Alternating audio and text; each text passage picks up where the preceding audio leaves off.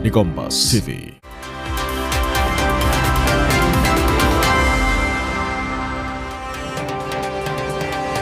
Terima kasih Anda masih menyaksikan Kompas Petang, saya Yasir Neneama. Untuk menjamin objektivitas dan independensi penanganan perkara yang menyeret ex-Jampitsus, Kejaksaan Agung akan membentuk tim penyidik khusus. Proses penyidikan juga akan mendapatkan supervisi dari KPK. Kapus Penkum Kejagung Anang Supriyatna mengatakan penanganan perkara akan dilakukan oleh tim penyidik khusus yang dibentuk oleh pelaksana tugas Jampitsus, saudara. Anang juga menyatakan tim tersebut akan diisi oleh penyidik yang tidak memiliki konflik kepentingan agar proses hukum berjalan secara objektif.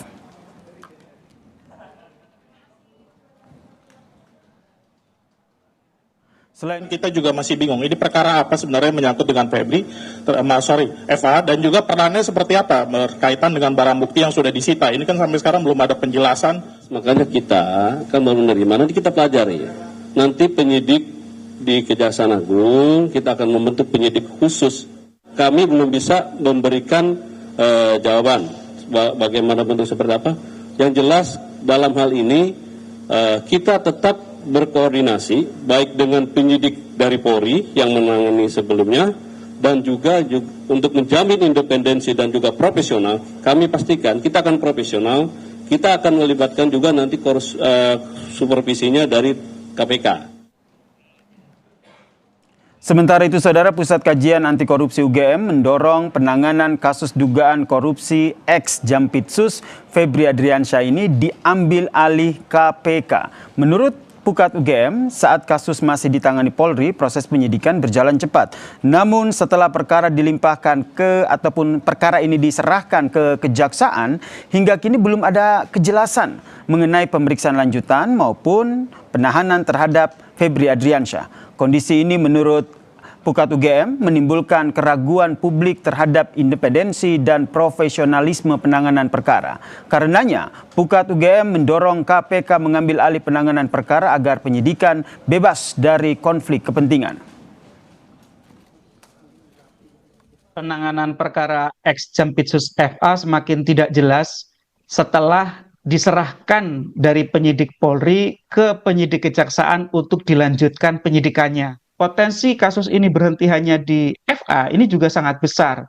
Sedangkan tipikor itu adalah organized crime, kejahatan yang terorganisir yang jarang dilakukan oleh seorang diri dari pelakunya. Untuk mengatasi persoalan ini, ada satu jalan menurut Undang-Undang Nomor 19 Tahun 2019, yaitu perkaranya diambil alih oleh KPK, bisa jauh lebih objektif dan independen. Oleh karena itu, kita tunggu keberanian KPK untuk mengambil alih perkara FA ini.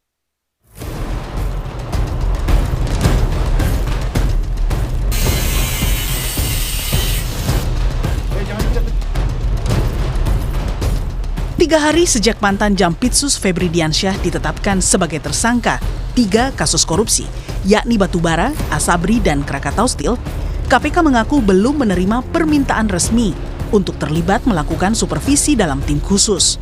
Meski begitu, KPK menyatakan terbuka untuk menjalankan fungsi koordinasi dan supervisi sesuai mandat undang-undang.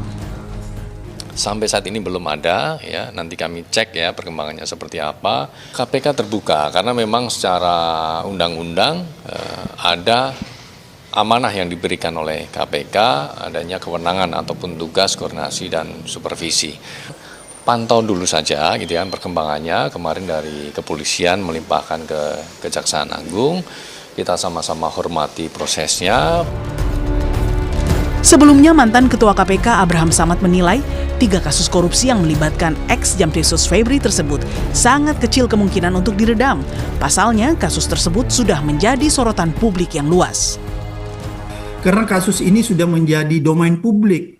Semua orang sudah menyoroti, semua orang sudah mengawasi. Jadi agak kesulitan misalnya kalau ada orang yang ingin bermain di kasus ini. Oleh karena itu menurut saya ini menjadi sesuatu yang sangat menarik untuk disikapi ya dan diikuti. Karena apa? Ini akan berkembang jauh. Karena kalau kita menggunakan TPPU itu akan kelihatan tuh karena ada prinsip follow the money, follow the suspect ya.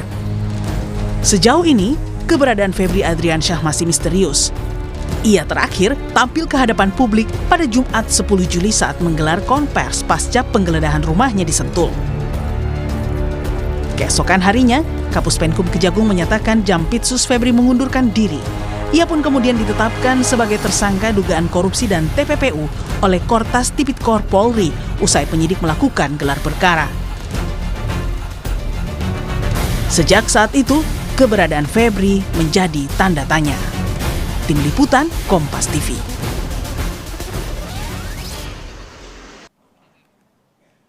Saudara, meski Kejaksaan Agung sudah tegaskan akan melibatkan KPK untuk mengawasi proses penyidikan perkara korupsi Febri Adriansyah, namun tak kunjung ditemukannya Febri, membuat sebagian pihak menilai kasus Febri sebaiknya diambil alih KPK. Kita bahas bersama dengan pengamat hukum dan kepolisian, Pak Anton Carlian, dan juga peneliti Pukat UGM, Bang Zainur Rohman yang telah bergabung di Kompas Petang. Selamat petang semuanya. Selamat petang. Baik, saya ke Bang Zainur dulu. Sebelumnya Anda dengan tegas bilang bahwa sejak polisi melimpahkan perkara Febri ke Kejagung, kasusnya jadi tidak jelas. Maka Anda mendorong KPK perlu ambil alih kasus ini. Kenapa harus KPK? Ya, karena satu-satunya lembaga yang bisa lanjutkan penyidikan di tengah jalan adalah KPK melalui prosedur pengambil alihan. Diatur dengan sangat jelas dalam pasal 10 huruf A besar Undang-Undang Nomor 19 Tahun 2019 tentang KPK. Kejaksaan tidak bisa melanjutkan penyidikan di tengah jalan. Yang bisa adalah ketika sudah P21, penyidikan oleh penyidik Polri-nya sudah tuntas, lengkap, semuanya sudah sesuai dengan petunjuk jaksa, kemudian dilimpahkan untuk dilakukan penuntutan. Sehingga memang praktik pelimpahan perkara di tengah jalan ini sangat beresiko. Resiko bisa di-challenge di tahap pra-peradilan. Oleh karena itu menurut saya, satu-satunya cara untuk menyelesaikan persoalan tersebut adalah dengan pengambil alihan perkara oleh KPK. KPK diberikan kewenangan dengan jelas. Meskipun memang di situ ada syarat-syarat yang harus dipenuhi ya, tetapi menurut saya syarat-syaratnya sudah sangat terpenuhi. Misalnya di situ ada keraguan soal melindungi pelaku misalnya, atau juga penyelesaian perkaranya tertunda, atau juga di situ ada campur tangan pemegang kekuasaan. Jadi menurut saya Bang Yasir, kalau dilihat dari keadaan-keadaan yang berlangsung akhir-akhir ini, syarat-syarat itu sudah terpenuhi dan sudah seharusnya KPK melakukan. Berarti menurut Anda, Bang Zainur, secara aturan hukum itu tidak menyalahi, meskipun dari Kejagungnya sendiri menyatakan bahwa agar ini independensi dalam pengusutan kasus ini akan dibentuk tim khusus. Ya, dasar Kejaksaan Agung mengambil perkara di tengah penyidikan tidak ada. Itu yang pertama. Yang kedua, mau itu dibentuk tim khusus pun, apakah ada jaminan bahwa tim penyidik kejaksaan itu tidak konflik kepentingan? Karena FA ini adalah pejabat tertinggi di bidang pidana khusus, sehingga dia sudah punya begitu banyak jejaring di dalamnya, atau setidak-tidaknya adalah bawahan-bawahan atau mantan bawahannya. Sehingga kalau misalnya ini nanti tetap ditangani oleh kejaksaan, pertanyaan kita adalah, kalau memang FA tidak bekerja sendiri, kira-kira akan dibongkar tidak? Kalau yang menangani masih dari internal kejaksaan. Oke, keraguan itu yang membuat Anda mendorong agar kasus ini dialihkan ke KPK. Kalau Pak Anton sendiri, perspektifnya seperti apa terkait dengan kita berbicara soal penanganan kasus ini secara transparansi dan juga independen? Apakah juga mendorong kasus ini baiknya diusut sama KPK, Pak Anton? Saya kira memang komplain-komplain dari masyarakat pun juga salah satunya itu harus transparan, objektif, dan independen. Dari awal pengalihan kasus saja sudah menimbulkan berbagai permasalahan. Apalagi yang salah satu tersangkanya itu dari satu institusi. Bagaimana mungkin satu institusi bisa objektif dan independen? Nah, di sini justru KPK sangat-sangat berkepentingan atau berwenang untuk bisa mengambil alih kasus ini. Sudahlah, kita ini era digital, masyarakat sudah pintar, tidak perlu lagi pakai sandiwara-sandiwara lah. Nah, ini pun juga salah satu aspek untuk mengambil alihan kasus itu apabila adanya komplain dari masyarakat. dan tadi pun juga di pasal 10 diduga seandainya ya satu institusi itu semua juga Baik, Pak kemungkinan Anton. Sangat besar sekali gitu kan. Baik. Untuk melindungi tersangka itu. Pak Anton, mohon maaf saya potong dulu karena ada sedikit gangguan audio, tapi yang menarik adalah hingga kini kan keberadaan Febri masih menjadi teka-teki nih Pak Anton. Sebagai mantan petinggi Polri, menurut Anda siapa yang paling bertanggung jawab untuk menemukan Febri? Tapi jangan dijawab dulu Pak Anton, nanti masih akan kita lanjutkan perbincangan kita bersama dengan Mas Zainur juga. Tetaplah bersama kami di Kompas Petang.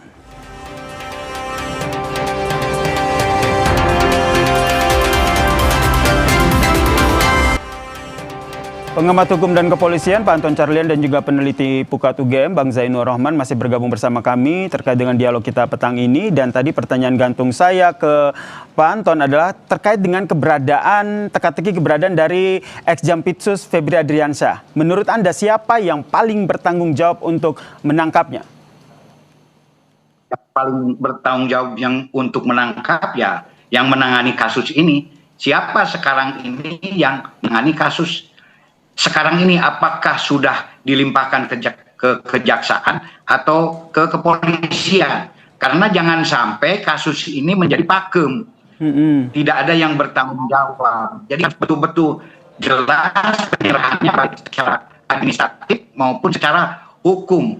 Dan bisa juga misalkan kepolisian nanti apabila sudah diserahkan ke kejaksaan minta bantuan kepada kepolisian, tapi itu sifatnya minta bantuan. Namun kalau memang sudah ditangani oleh kejaksaan ya nggak bisa lagi, masa harus cawe rumah tangga orang lain gitu kan. Ya, yang bertanggung jawab sekarang saya belum mengetahui pasti apakah betul-betul sudah diserahkan ke kejaksaan ataukah belum. Baik. Ini yang ingin saya konfirmasi. Ini harus cepat mungkin. Pak Anton, ini yang ingin saya konfirmasi juga sehingga tidak sampai salah kaprah terkait dengan kasus ini. Karena dari Kejagung sendiri menyatakan bahwa belum ada pelimpahan tapi masih penyerahan berkas. Dan terbaru adalah penyerahan Mindik dan juga BAP dari polisi ke Kejagung.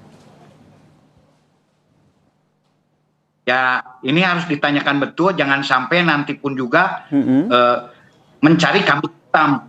Tidak ada tersangka karena salah satu adanya pembiaran. Makanya seandainya demikian kan jadi dilipat. Justru lebih bagus ya tangani saja oleh yang independen lah. Dan menurut kita semua pun juga tahu bahwa sekarang yang independen dalam hal ini ya KPK. Jadi saya sangat setuju kalau kasus ini dilimpahkan ke KPK, sekalipun ini maaf ada Satgasus apapun juga. Apabila masih internal ya kita sendiri bisa menilainya nanti akibatnya apa, masyarakat tidak percaya lagi kepada hukum. Apa hukum mau sandiwara katanya. Ini yang kita ya dengar dari suara-suara masyarakat. Ini berbahaya sekali, bukan hanya bagi KPK, bukan hanya bagi Polri, bukan hanya bagi jaksa, tapi khususnya bagi law enforcement, bagi penegakan hukum di Indonesia. Seandainya tetap pemerintah mempertahankan di kejaksaan, ini menurut saya presiden yang kurang baik. Di sini mungkin perlu ada campur tangan pejabat yang lebih tinggi. Apakah Menko Polhukam, apakah Bapak Presiden, agar beliau yang bisa menetapkan segera diambil oleh KPK, insya Allah. Jadi diambil oleh KPK. Anda juga mendorong ya agar kasus ini pengusutannya dilanjutkan oleh KPK. Dan yang terbaru Pak Anton dan juga Bang Zainur, ini Ketua KPK sendiri sudah mengaku bahwa sudah berkomunikasi begitu dengan Jaksa Agung terkait dengan supervisi perkara dari mantan Jampitsus Febri Adriansyah. Namun yang menjadi sorotan adalah Ketua KPK sendiri mengaku bahwa pembahasan ini akan masih terus berlangsung dan informasinya adalah tetap harus menghargai proses hukum yang terjadi ataupun yang tengah dilaksanakan di Kejaksaan Agung. Kita dengarkan bersama dulu pernyataan dari Ketua KPK. Ada ketentuan, ada pasal 6 yang mengatur tentang kewenangan, koordinasi, dan supervisi. Nah, nanti sambil kita tindak lanjuti, meskipun secara permintaan, secara lisan sudah disampaikan, nanti kan pasti ada permintaan juga secara tertulis dan akan dibahas sesuai dengan SOP yang ada di KPK. Komunikasi formal secara resmi antar kelembagaan sudah mulai berjalan? Ya, sudah mulai jalan. Gitu. Masuk komunikasi Bapak dengan Pak Jaksa Agung. Tadi kan sebelahan saya sama beliau duduknya. Udah membahas kali itu dengan Pak Jaksa Agung. Sedikit banyak sudah adalah pembahasan dari beberapa waktu yang lalu. Artinya itu menunjukkan keseriusan daripada Kejaksaan Agung untuk menindaklanjuti penanganan ini.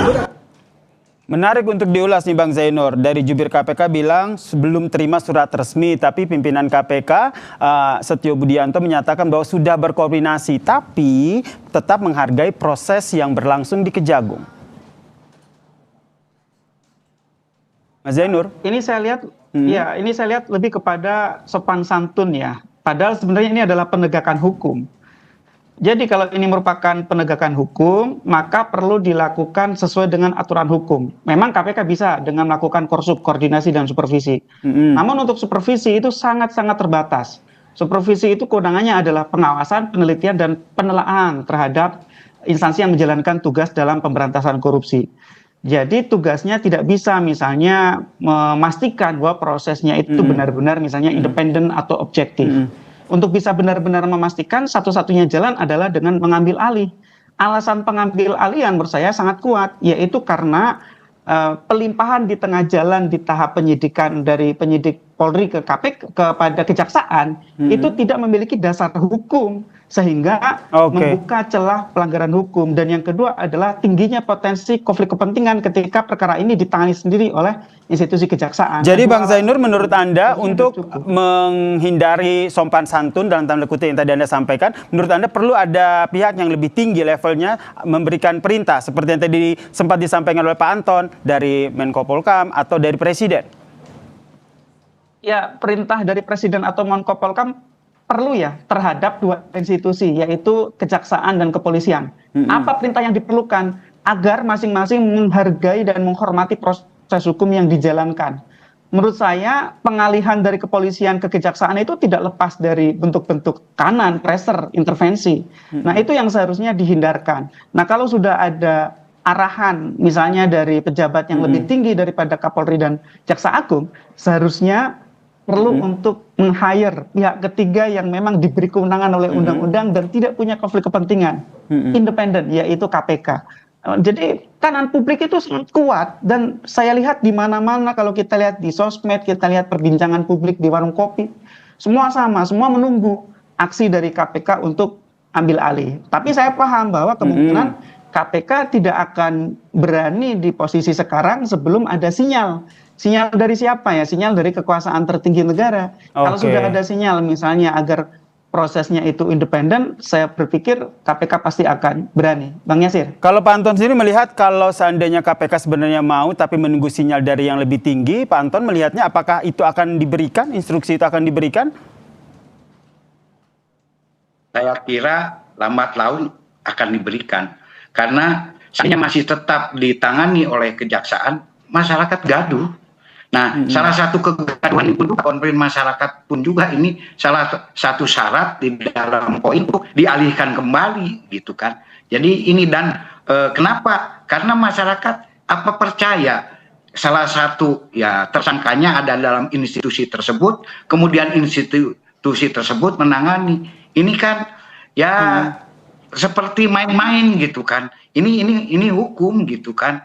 Jadi ya sebaiknya ini demi menyelamatkan hukum segera ya pimpinan tertinggi atau siapapun juga untuk bisa bukan hanya kepada Polri dan Kejaksaan tapi bisa memerintahkan mungkin agar segera kasus ini diambil alih gitu. Jadi menurut Anda hanya melindungi satu orang, penegakan hukum trust penegakan hukum ini jadi menurun di hadapan masyarakat. Meskipun Pak Anton dari Kejaksaan Agung sendiri sudah menyatakan bahwa biar ini transparan dan independensi akan dibentuk tim khusus. Belum cukup ya menurut Anda ya?